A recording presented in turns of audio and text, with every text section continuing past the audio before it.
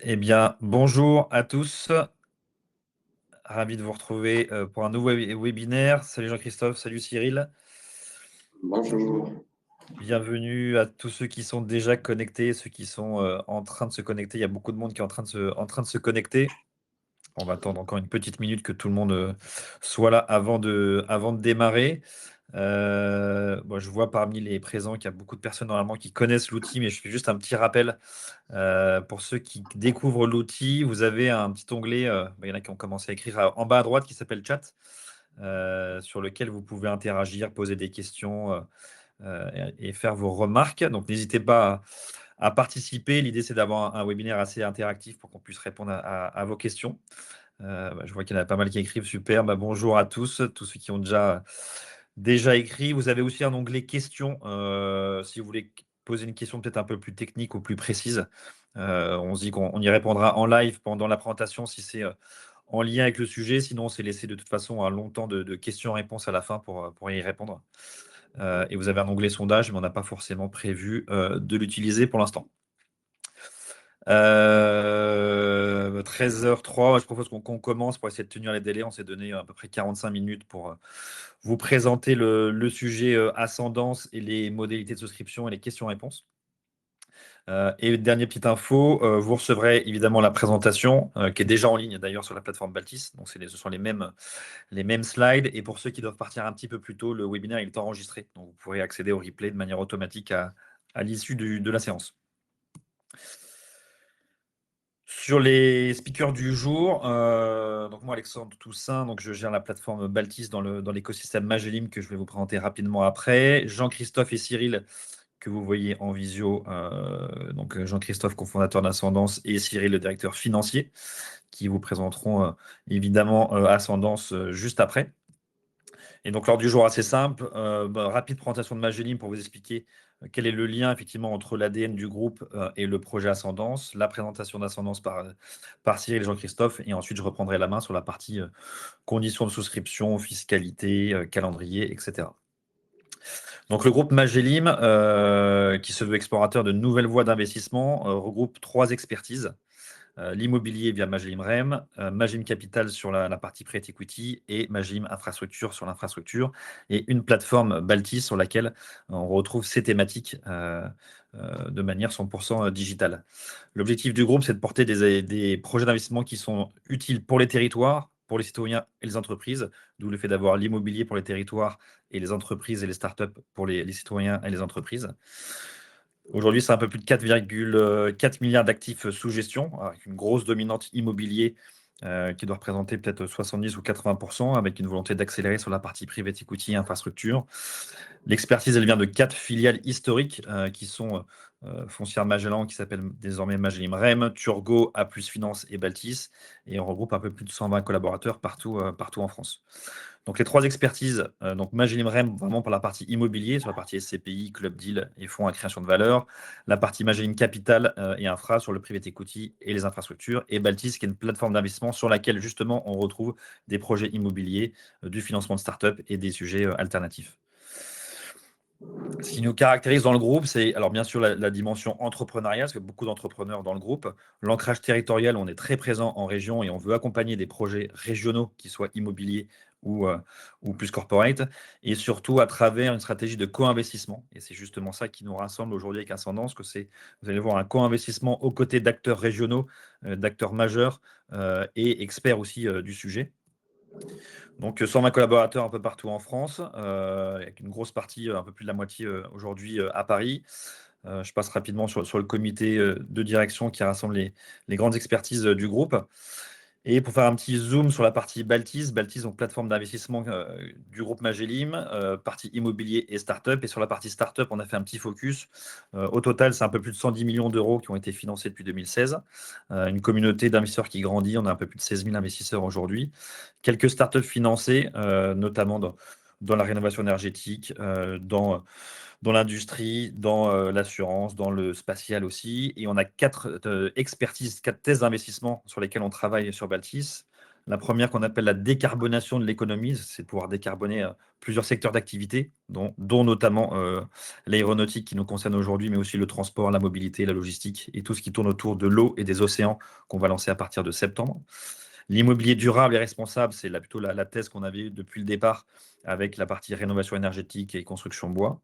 Le mieux vivre, qu'on a lancé début 2025, notamment sur le sport et la santé. Et on va accélérer sur cette thèse sur tout ce qui tourne autour du cerveau, de la nutrition et du sommeil. Et ensuite, la partie numérique et Web3 qui est un petit peu en lien avec toute la partie, on va dire, investissement, notamment sur la partie tokenisation et blockchain. Donc ça, c'est les thèses qu'on travaille et on travaille toutes ces thèses autour d'un agrément AMF, qui est le PSFP, donc le prestataire de services de financement participatif, qui nous permet du coup de mettre des projets en ligne et de les ouvrir au plus grand nombre, parce que le ticket d'entrée sur toutes les startups est de 1 000 euros.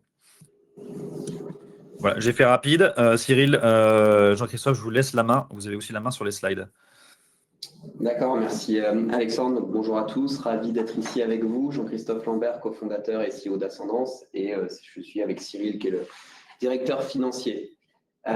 Pour vous présenter Ascendance, Ascendance c'est une startup qui a été créée en 2018 pour adresser un sujet qui est la décarbonation de l'aviation, qui est un des enjeux majeurs dans les 20 à 30 ans à venir pour un secteur qui est en constante croissance. Donc, on a depuis 20 ans fait plus que doubler le nombre de passagers. Donc, c'est quand même un moyen qui est plébiscité par les personnes, mais qui a un sujet forcément d'émissions carbone et qui a un objectif d'être à la neutralité d'ici 2050. C'est des objectifs qui ont été donnés par l'ICAO, donc l'organe international de l'aéronautique, et qui sont repris notamment par l'Union européenne. Donc, pour ce faire, si on passe à la slide suivante, on a différentes solutions pour décarboner et notamment chez Ascendance, on développe l'hybride électrique. Alors, l'hybride électrique, pourquoi ? Parce que le tout électrique ne marche pas tout simplement par le poids des batteries. Non, la slide d'avant. Par le poids des batteries qui amène à un déficit de performance. Donc, je vous cite un exemple.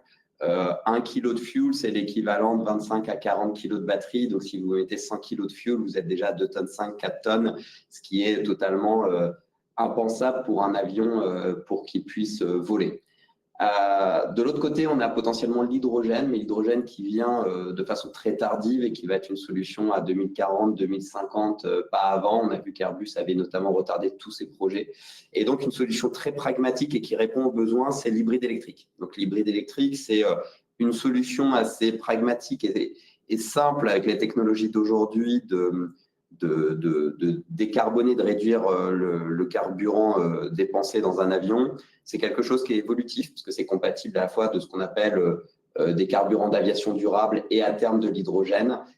Et ça permet d'arriver aux objectifs à 2050, mais en commençant dès aujourd'hui et pas attendre d'être à la neutralité totale, mais plutôt d'avoir une solution évolutive. Si on passe à la slide suivante, comment fonctionne l'hybride dans l'aviation? Vous connaissez tous l'hybride dans l'automobile. Dans l'aviation, c'est un principe un peu similaire, mais utilisé différemment parce qu'on n'a pas ces feux rouges, on va dire, au coin des rues. Donc, on va utiliser en fait l'énergie électrique comme un boost de puissance au décollage. Il faut savoir qu'un moteur d'avion, il est dimensionné sur sa phase de décollage qui demande 2 à 4 fois plus de puissance que la phase de croisière.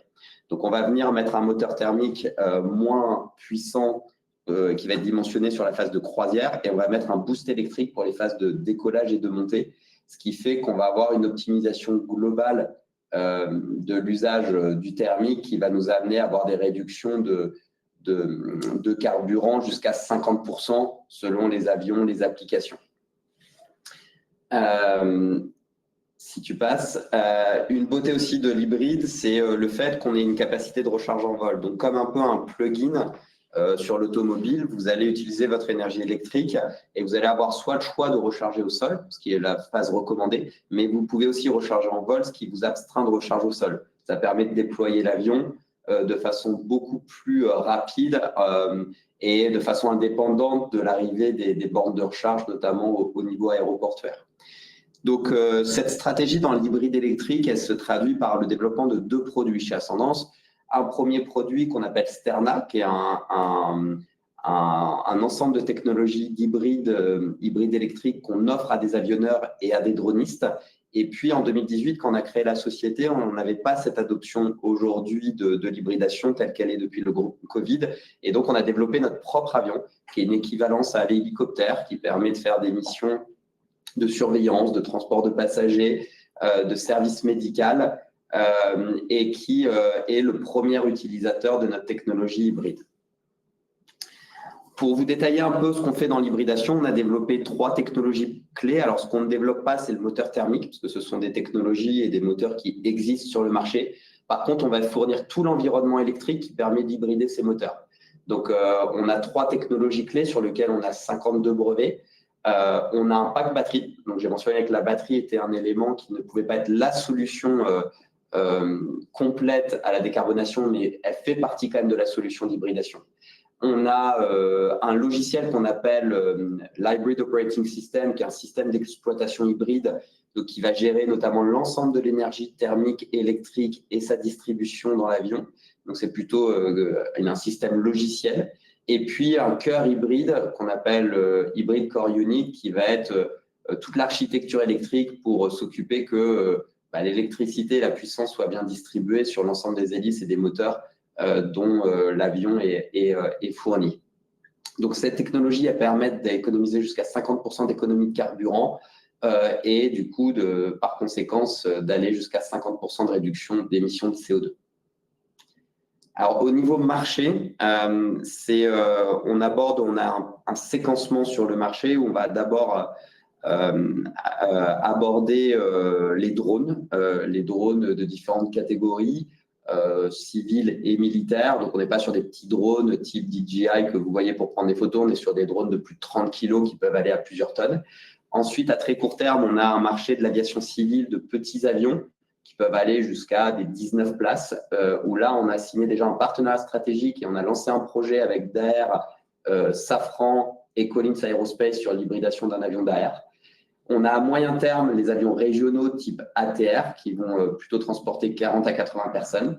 Et sur le long terme, on vise des marchés d'avions commerciaux type Airbus, et notamment Airbus avec qui on a annoncé un partenariat stratégique au Bourget, donc il y a un mois. Donc, c'est plutôt un cheminement un peu long terme, mais on voit que les grands avionneurs pensent à l'hybridation dès maintenant et Ascendance s'inscrit pleinement dans cette feuille de route avec ce partenariat stratégique. Donc, ces technologies hybrides, elles sont existantes, c'est-à-dire qu'aujourd'hui, on a un système de propulsion hybride électrique qui est capable de fournir déjà 1 MW de puissance pour les avions, l'approche court terme du marché dont je vous ai parlé. C'est un système qui est testé depuis déjà 3 ans à l'échelle dans nos locaux près de Toulouse à Muret, sur lequel on a un grand retour d'expérience et qu'on a miniaturisé, que vous voyez donc sur la photo de gauche, vous avez le banc de propulsion hybride à l'échelle. Et sur la photo de droite, vous voyez en fait l'intégration dans un drone de défense. Donc, c'est un contrat qu'on a eu avec l'armée française pour hybrider un drone de défense. Donc, on n'était pas dans une logique de décarbonation, mais plutôt de performance. Un drone de l'air et qui a effectué ses premiers vols en 2024. À terme, tout ce système de propulsion, au-delà d'être dans des avions plus gros et conventionnels, il va intégrer aussi notre avion ATA que je vais vous présenter dans quelques slides.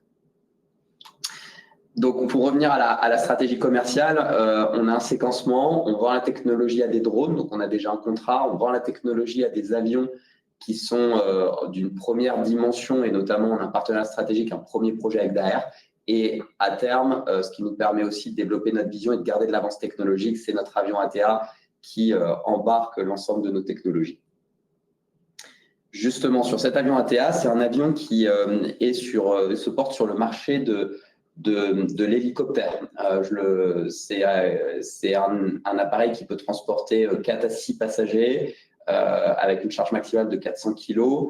Qui a une portée de 400 km ou plus si on est sur du cargo, on peut aller jusqu'à 1000 km, sur du passager, on est plutôt sur du 400 km. On a un décollage vertical qui est fait avec les hélices que vous voyez, ce qu'on appelle le fan in wing, c'est l'intégration d'hélices dans les ailes. Et on fait une croisière comme un avion normal, c'est-à-dire qu'on a une hélice dans le nez, une hélice sur la queue. Donc, on dit souvent qu'il est doublement hybride. Il est hybride par sa motorisation, parce qu'on utilise l'énergie électrique pour le décollage et l'énergie thermique sur la croisière. Mais aussi, on dit qu'il est doublement hybride parce qu'il décolle comme un hélicoptère verticalement, mais il fait une croisière comme un avion. Et sur cette application, on va aller chercher jusqu'à 80% de décarbonation par rapport à un hélicoptère. La moitié provient du système de motorisation, l'autre moitié provient du fait qu'on rajoute des ailes, donc une efficience énergétique à un objet qui n'en a pas initialement, notamment l'hélicoptère. Sur les aspects marché, donc on a deux marchés clés sur ATA. On a le marché de l'alternative à l'hélicoptère, qui est un marché qui est existant, qui a des besoins notamment en réduction de bruit. Donc ATA permet au-delà de réduire notamment les émissions CO2 jusqu'à 80%, il réduit le bruit jusqu'à 75%, donc on divise par 4 le bruit. Et puis on va jusqu'à économiser 50% de coûts d'opération sur deux facteurs, la réduction notamment de consommation de fuel, et puis aussi la réduction des besoins de maintenance. Ayant des technologies plus électriques et n'ayant pas en fait de système critique unique, on a des coûts de maintenance réduits. Le deuxième marché, c'est ce qu'on appelle la mobilité régionale. Donc, c'est un avion qui décolle verticalement, qui a un avantage, c'est qu'on a une surface au sol nécessaire de décollage d'atterrissage faible, parce que c'est comme un H d'hélicoptère, et ça permet de créer des lignes là où on n'a pas de capacité d'avoir le train ou des routes, notamment pour faire de l'interîle, pour passer des barrières naturelles, que ce soit des montagnes, des mers, et ça peut être aussi utilisé sur tout ce qui est médical et fret. Notamment, il y a beaucoup de services ville à ville où on a besoin d'être rapide et ATA peut remplir ces cas d'usage. Donc, on voit que sur l'ensemble des deux marchés, on parle d'un marché de remplacement de plus de 40 000 avions ventilés sur les 20-30 prochaines années. Et à ce jour, on a signé 612 lettres d'intention d'achat, principalement avec des opérateurs d'hélicoptères sur ATA. Si on passe, pour vous parler un peu de l'équipe, donc on est 4 fondateurs, tous issus d'un projet qui s'appelle d'Airbus, tous issus d'Airbus et d'un projet qui s'appelait l'IFAN. Il faut savoir que l'IFAN a été le premier avion électrique au monde à traverser la Manche en 2015. Donc, j'en étais le responsable et le directeur. Thibaut, Benoît et Clément, mes cofondateurs, étaient dans les équipes. Et en 2018, on a décidé d'aller encore plus loin dans la démarche de décarbonation, fort de ces 5 années d'expérience, de plus de 200 vols et puis de cette traversée de Manche. On a créé Ascendance pour non pas être sur le tout électrique, parce qu'on a fait le constat en développant un avion tout électrique que l'avion tout électrique était trop limité pour avoir un réel impact sur l'aviation. Et donc, on a créé Ascendance pour faire. On a constitué un board pour s'entourer de personnes très expérimentées du secteur de l'aéronautique, notamment Jean-Paul Hertemann, qui était le CEO de Safran, qui a investi, Andreas Lowenstein, qui était le directeur de la stratégie d'Airbus Hélicoptère et qui a investi, Agnès, qui était notre directrice, notamment chez Airbus, et des gens de l'automobile comme Jean-Christophe Kugler, qui était au comité exécutif de Renault et qui a vécu aussi une transformation d'un secteur, notamment au niveau énergétique, avec l'arrivée de l'hybride électrique dans l'automobile. Je citerai enfin 2 personnes, François Caudron, qui était le directeur commercial, directeur marketing de Airbus, et Robert Lafontaine, qui était l'ingénieur-chef de la 380, qui sont des personnes qui sont investies même opérationnellement parce que c'est eux qui mènent les revues commerciales et techniques. Alors, on a une équipe de 100 personnes aujourd'hui, avec notamment des profils clés comme Cyril, qui a été le patron financier d'une branche d'Airbus qui faisait plus de 500 millions d'euros de chiffre d'affaires. Stéphane Biala, qui était le directeur technique d'ATR. On a Paul Gallard, qui était le directeur achat d'une filiale de Safran. Donc, on a réuni une équipe de management autour des fondateurs qui est dimensionnée pour mener un projet industriel tel qu'Ascendance et d'avion. On a 2 sites, un site à Toulouse même où il y a des bureaux et le simulateur de vol de l'avion, et on a un site à Muret qui est notre centre d'essai sol et vol, donc qui se situe à 25 minutes de Toulouse et qui est notre usine pilote, notamment pour tester toute l'industrialisation. Donc là, quelques photos de vous montrer la réalité derrière ce beau pitch. Vous avez vu le banc à l'échelle d'hybridation en haut à gauche. À droite, vous avez une aile à l'échelle qu'on teste avec la technologie d'intégration des moteurs dans les ailes. Vous avez en bas à gauche, c'était une des 2 campagnes souffleries dont on a mené à l'ONERA, donc le laboratoire français aérospatial, pour tester toute l'aérodynamique de l'avion. Au milieu, vous avez le simulateur vol sur lequel nos 2 pilotes d'essai, les pilotes de l'EASA qui certifient l'avion, ont fait des séquences d'essai vol en préparation du premier vol. Et puis à droite, vous voyez les 2 demi-coques de fuselage qui ont été produites et qui sont en cours d'assemblage, parce qu'on est en cours d'assemblage du premier avion à l'échelle. On a déjà fait voler des avions à des échelles intermédiaires, mais là, on est sur le premier avion à l'échelle qui devrait faire son premier vol l'année prochaine. Pour résumer et finaliser avec quelques chiffres, donc j'ai mentionné le chiffre de 617 lettres d'intention d'achat reçues pour Ascendance. Il faut savoir que ça correspond à peu près à 3 à 5 ans de production sur les premières années. On a des partenariats stratégiques signés avec Air France Industrie sur l'aspect maintenance, Daher et Airbus, on les a mentionnés, ExoS sur la partie batterie, qui est un des enjeux clés. On a 52 brevets. C'est des choses qui sont importantes parce qu'Ascendance a pris une avance considérable sur notamment tout ce qui est hybride électrique, ayant pris ce pari depuis 7 ans fort de notre expérience chez Airbus. Donc, c'est un moyen de protéger nos innovations et notre positionnement stratégique. On a contractualisé 100% de nos fournisseurs sur le premier avion. Donc, ça, c'est quelque chose qui a été très important pour constituer une supply chain. Et puis, on a des liens très étroits avec l'organisme de certification européen avec qui on a des réunions hebdomadaires. Et puis, un site de 1200 mètres carrés et un nouveau site de 8000 mètres carrés qui est en cours d'élaboration pour une première capacité industrielle pour produire nos systèmes hybrides et les premiers avions ATA. Voilà, j'en ai terminé pour la partie Ascendance et je te repasse la main, Alexandre. Ouais. Yes. Merci Jean-Christophe. Il y a juste quelques questions, notamment certaines qui se croisent sur justement le carnet, pas les carnets de commandes justement, mais les lettres d'intention. Est-ce que justement c'est des lettres d'intention? Est-ce que c'est des carnets de commandes? Est-ce qu'il y a déjà des acomptes versés? Est-ce que c'est des contrats fermes? Je te résume un peu les questions, mais est-ce que tu peux nous dire un peu plus sur ces lettres d'intention? Ouais. Alors aujourd'hui, on est sur on est sur des lettres d'intention, donc on n'a pas de versement associé. Ça se transformera en côté ferme après le premier vol. C'est assez usuel dans l'aéronautique d'attendre le premier vol.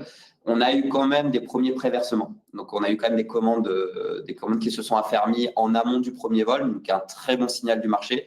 Par contre, ça reste très minoritaire et on s'attend à ce que ça s'affermisse plutôt après le premier vol.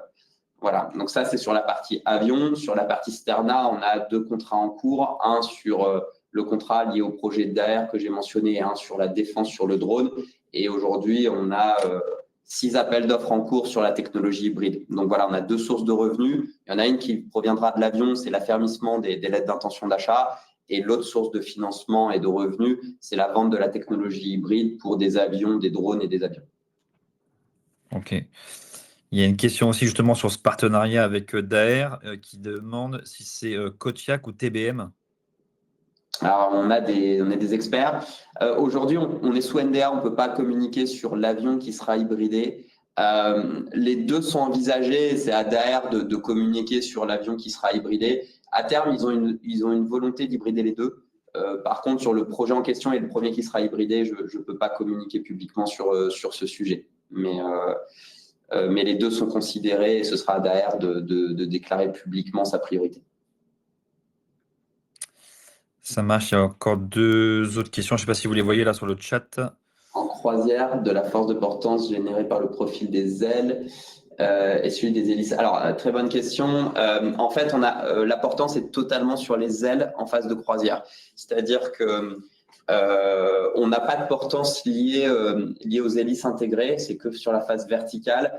Par contre, on a des actions sur ces hélices pour minimiser la traînée en phase de croisière, mais la portance vient totalement des ailes. Pour vous donner un chiffre, parce que je vois qu'on a quelques techniciens, on a une finesse qui est comprise entre 10 et 12, qui par rapport à ces avions de cette taille est plutôt bonne. C'est une pénalité à peu près de 20% pour le décollage vertical, ce qui est acceptable. Il faut compter qu'une finesse d'un hélicoptère, c'est 4, donc on est 3 à 4 fois plus efficient qu'un hélicoptère en croisière. J'ai une question sur l'hydrogène, je crois. Hybride, hydrogène d'ici 2040. Alors, sur l'hydrogène, nous, on va être plutôt suiveur. C'est-à-dire qu'aujourd'hui, on a 2 sources d'énergie. On a une batterie et un moteur thermique. Et on a des travaux avec certaines sociétés, laboratoires, pour intégrer une pile à combustible quand elles seront prêtes. Pour nous, les bloquants sur l'hydrogène, c'est la pile à combustible. Donc, on ne va pas développer nous-mêmes la pile à combustible. Ça ferait trop d'enjeux pour la société. Et puis, c'est l'acheminement et la production de l'énergie qui n'est pas encore là. Par contre, on a toute une veille pour effectivement prendre le tournant au bon moment. Et sachant que dans les 52 brevets que j'ai mentionnés, l'hybridation est déposée à la fois sur une hybridation thermique, donc l'intégration d'un moteur thermique, mais aussi l'intégration de l'hydrogène. Donc, on a une stratégie où on n'est pas encore actif sur ce secteur, mais on se protège et on se prépare à l'intégrer. Je ne le vois pas avant d'ici au moins 2030. Voilà. Donc, aujourd'hui, la concurrence chinoise, elle nous fait un peu plus peur sur la batterie, mais on le traite notamment avec des partenariats forts français, européens et asiatiques, mais non chinois. Une question aussi sur les premiers vols. Je pense premiers vols d'essai et surtout premiers vols, on va dire, plus commerciaux. Alors, premier vol d'essai, c'est prévu l'année prochaine, Q2 de l'année prochaine. Après, on est un peu prudent quand même sur les annonces de premier vol parce qu'on a une supply chain et des fournisseurs qui peuvent générer du retard. Par contre, l'avion est en train d'être assemblé, on a tous les éléments, donc on est dans une phase positive. Pour la certification, elle est prévue en 2029-2030. C'est pour ça qu'après ce premier vol, il y a toute une phase aussi de certification qui va être longue, mais qui est assez usuelle dans l'aéronautique. D'où la double stratégie avec notamment la technologie hybride qui nous permet aussi d'ancrer du revenu de façon intermédiaire et les déclenchements des précommandes. Ça marche. Je vais reprendre la suite en attendant. Évidemment, on s'est gardé un autre temps de questions-réponses après. Juste sur la partie levée de fonds plutôt financière. Donc, comme vous a dit Jean-Christophe, c'est création 2018, donc un peu plus de 7 ans. Il y a eu plusieurs levées de fonds qui ont déjà été opérées par Ascendance en 2021, en 2023 et celle d'aujourd'hui, donc 2025, avec des experts du monde financier, avec des fonds d'investissement purement financiers, mais aussi des acteurs de ce monde-là. Je pense notamment au fonds Expansion qui est dédié à l'aéronautique et au spatial, qui est rentré en 2023 et qui réinvestit dans ce nouveau tour de table, aux côtés de BPI et de la région via l'ARIS. Donc, plusieurs levées de fonds qui s'expliquent notamment par le fait que, effectivement, ça fait déjà 7 ans. Il y a eu beaucoup de R&D, beaucoup de brevets déposés, beaucoup de tests, donc forcément très consommateurs en cash et donc forcément des besoins de levée de fonds réguliers. Et d'où la nouvelle levée de fonds là, cette année et celle de l'année prochaine. Sur celle actuelle, donc 2025, je le disais tout au départ, l'objectif du groupe Magelim, c'est souvent de co-investir aux côtés d'experts, régionaux ou d'experts sur cette thèse d'investissement. Et donc là, on co-investit aux côtés donc, de BPI, qui est la Banque publique d'investissement française, d'Expansion, qui est lui plutôt l'expert du produit avec son fonds dédié au spatial et à l'aéronautique, et la région Occitanie via l'ARIS, donc qui est le fonds régional. Donc on a 3 niveaux d'expertise, on va dire plutôt de l'argent public, l'argent privé et de l'argent local. Donc on est assez content de pouvoir co-investir aux côtés de ces acteurs. Donc une levée de fonds au total un peu plus de 10 millions d'euros, dont 2 millions qui sont réservés, une enveloppe de 10 millions à Magelim et à travers Baltis. Peut-être Jean-Christophe, tu veux redétailler du coup l'utilisation de ces fonds? Les fonds seront principalement utilisés sur 2 axes. Le premier, c'est la finalisation et la campagne d'essai vol du premier prototype d'ATA, avec, comme je l'ai mentionné, le déclenchement des premières précommandes, enfin des précommandes, on a signé nos premières, mais associées au vol. Et puis, une intensification de la commercialisation de ce qu'on appelle l'hybrid pack, c'est tout ce pack d'hybridation qu'on offre et qu'on appelle Sterna sur le marché des drones et de l'aviation, notamment légère, qui est en train de prendre, parce qu'on est dans un momentum où on a le fantasme du tout électrique qui est un peu parti, l'hydrogène qui s'est éloigné, et donc il y a vraiment, on voit qu'il y a une place à prendre comme leader du marché hybride et on veut vraiment se positionner dessus avec toute l'antériorité qu'on a. Donc voilà, et puis le développement d'une première capacité industrielle. On a déjà une première capacité, mais on a besoin de l'étendre pour répondre justement aux besoins du marché de l'hybridation. Donc sur le montage de cette levée de fonds, alors il est assez traditionnel chez nous. On a créé ce qu'on appelle un SPV, une SAS qui s'appelle Club Baltis Ascendance, qui a comme unique vocation à rassembler tous les investisseurs de la levée de fonds de 2 millions d'euros qui s'opère sur Baltis. Donc là, tous les investisseurs rentrent en action dans ce véhicule-là. Et ensuite, ce véhicule, cette SAS-là, va souscrire et va investir dans Ascendance, donc aux côtés des fondateurs, bien sûr, des investisseurs déjà existants et aux nouveaux entrants. Alors, aux nouveaux entrants, en tout cas, ceux qui réinvestissent, donc BPI, Expansion et Laris, qui rentrent dans Ascendance. Une des particularités, on va y revenir juste sur le slide d'après, c'est qu'ensuite, la SAS investit via des obligations convertibles. Vous allez voir que cette levée de fonds, on appelle ça une pré-série B, donc qui est une série B, donc une levée de fonds qui s'organise pour 2026. Et donc, en attendant cette levée de fonds, on réalise une levée de fonds aujourd'hui de un peu plus de 10 millions d'euros, on va dire, en attendant une levée de fonds plus importante l'année prochaine.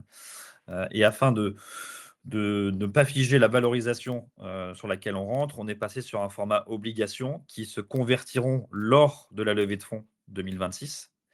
Et étant rentrés, nous, avant, donc en 2025, on aura une décote sur la valorisation. Donc la décote, elle varie entre 10% et 30% en fonction de la date de conversion de nos obligations. Donc on a mis le petit tableau récap. Donc si on est converti avant le 1er novembre, on a 10% de décote. Si on a après le 1er mars, 20%. Avant le 1er mars, pardon, 20%. Et au-delà du 1er mars 26, 30%.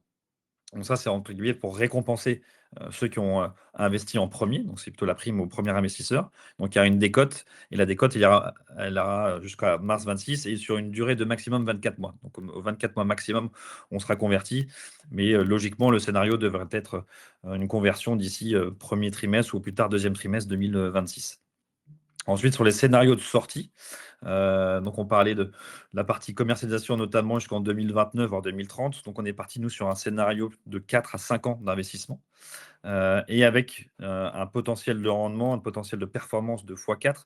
On a essayé de trouver quelques comparables dans ce secteur d'activité pour pouvoir justement établir des multiples avec des sorties soit vers un acteur plutôt financier qui rentrerait de manière plus significative au capital et qui viendrait sortir les actionnaires historiques, ou alors un acteur du monde industriel, de l'aéronautique, qui viendrait consolider sa stratégie et également du coup sortir l'ensemble des investisseurs minoritaires ou les premiers investis. Donc sur la synthèse de l'investissement, donc évidemment la société cible, on l'appelle Ascendance, mais c'est Ascendance Flight Technology, donc une pré-série B qui vient anticiper et faire le pont avec la série B l'année prochaine, donc un peu plus de 10 millions d'euros levés, dont une enveloppe de 2 millions réservée sur Baltis. On vise donc, nous, un horizon de sortie d'ici 4-5 ans, donc 2030, par un rachat financier ou industriel. Ticket d'entrée de 1 000 euros pour tous les investisseurs qui rentrent côté Magellim, éligible au PEA et au PEA-PME, parce que vous souscrivez à bien des actions et également éligible au dispositif 150 0 BTR. Des frais de souscription qui sont payés par la SAS, donc indirectement par les investisseurs de 3%. Et ensuite, une commission de performance ou de surperformance, qu'on appelle souvent le CARID, où on viendra prélever nos 20% de la performance au-delà d'un multiple de 1,2. Donc, il faut déjà faire un multiple de 1,2 avant que ça se déclenche.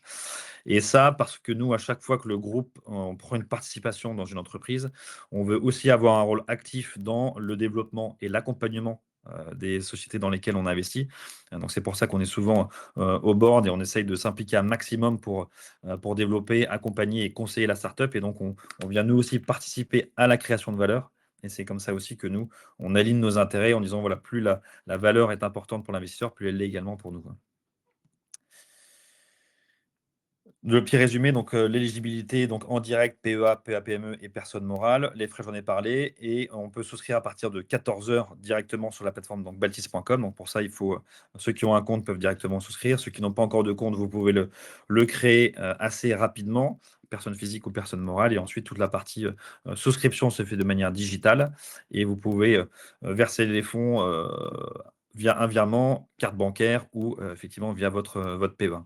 Donc la levée s'ouvre aujourd'hui. L'objectif, c'est évidemment de la clôturer le plus rapidement possible. On estime entre 2 et 3 semaines, donc un closing courant août ou même fin août. C'est vrai il y a des besoins qui sont assez urgents, évidemment, côté Ascendance pour suivre les développements et la partie commerciale.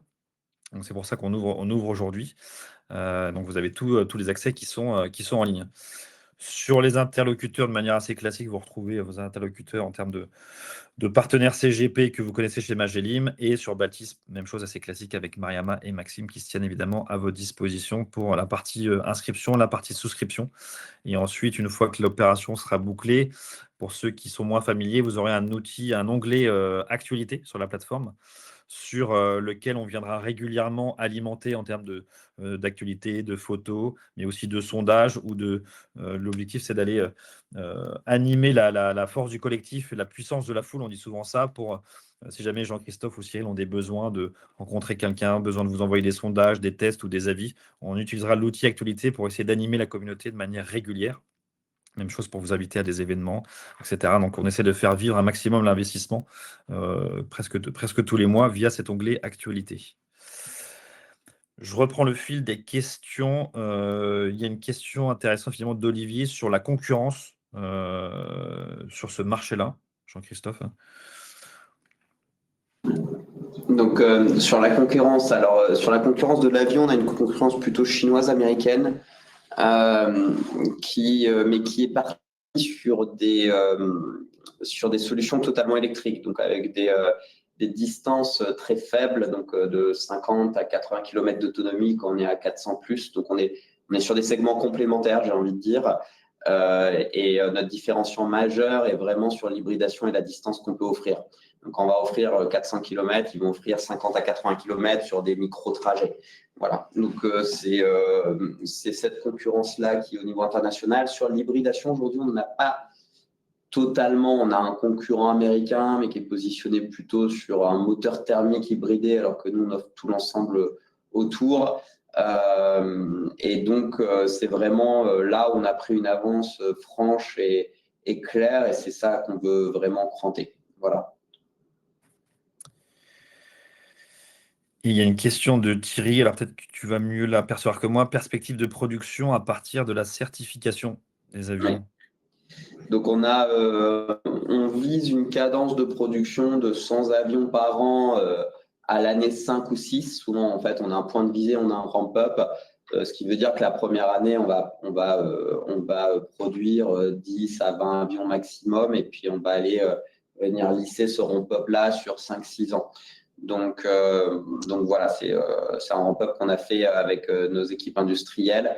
C'est compliqué dans l'aéronautique, on ne passe pas de 0 à 100 comme ça, il y a tout un apprentissage et puis il y a une augmentation de cadence de production. Donc ça vous donne à peu près le rythme, on vise une cadence 100 à 5. D'ailleurs, j'en profite, s'il y a des investisseurs de la région, des partenaires de la région, on est en train de travailler sur un éventuel événement à Muret, du coup, dans l'usine, pour peut-être vous faire visiter l'usine. Donc, s'il y en a qui sont intéressés, n'hésitez pas à nous écrire. On va essayer d'organiser ça soit fin juillet, soit à la fin de l'été pour organiser un événement et une visite de l'usine. Question d'Olivier sur la valorisation à date de la société. Ça, j'en ai un petit peu parlé justement. On a fait le choix, alors, pas que chez Baltis, mais avec les autres investisseurs et historiques et les associés, de décaler ce sujet de valorisation à 2026. Et c'est pour ça qu'on rentre aujourd'hui sous un format et obligation convertible pour décaler ce sujet-là. Et on sera converti du coup, nous, l'année prochaine. Donc, on n'a pas fixé de valorisation aujourd'hui sur Ascendance.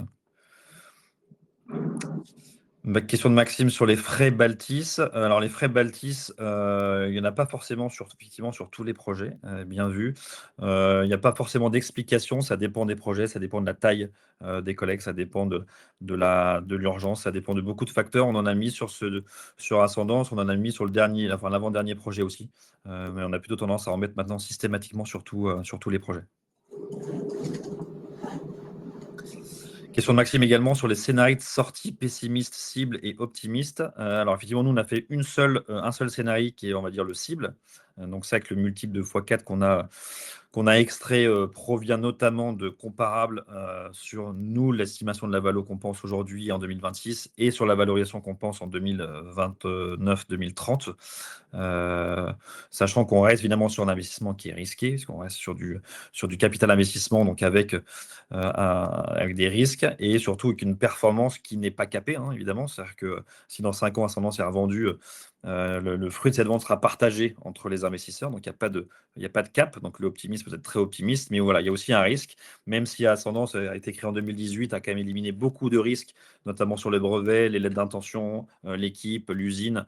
On va dire que nous, on estime en tout cas que les principaux risques ont été évacués sur ces 7 dernières années, que maintenant, il faut plutôt accélérer, et notamment la partie production, la partie commerciale. Donc, on est plutôt en confiance pour pouvoir cibler ce scénario de 2x4 qu'on a extrait d'ici 2030. Je reprends le fil s'il y a d'autres questions. En tout cas, n'hésitez pas.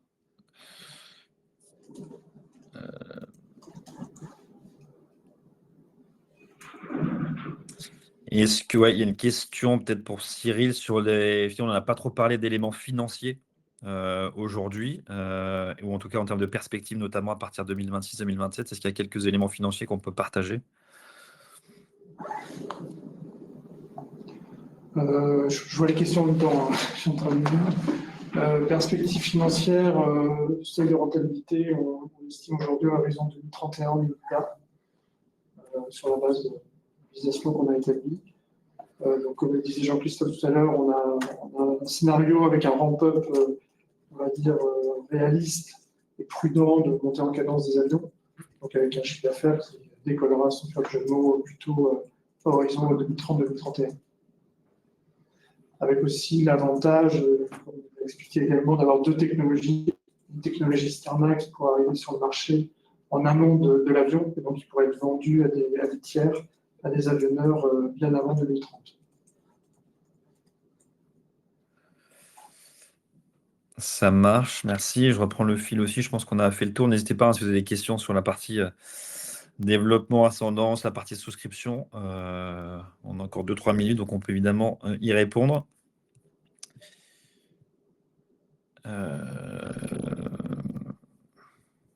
Je regarde donc les questions. Non, il n'y a pas non plus d'autres questions.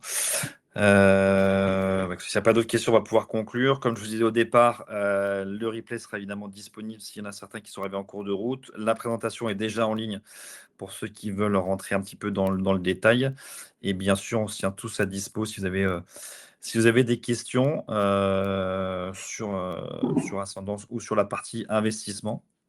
Je rappelle qu'à partir de 14h officiellement, vous pouvez souscrire. Damien, intéressé par la visite, je note ça et puis je reviens vers vous. Ça marche. Mais en tout cas, merci à tous. Merci Jean-Christophe, merci Cyril pour votre présence ce matin.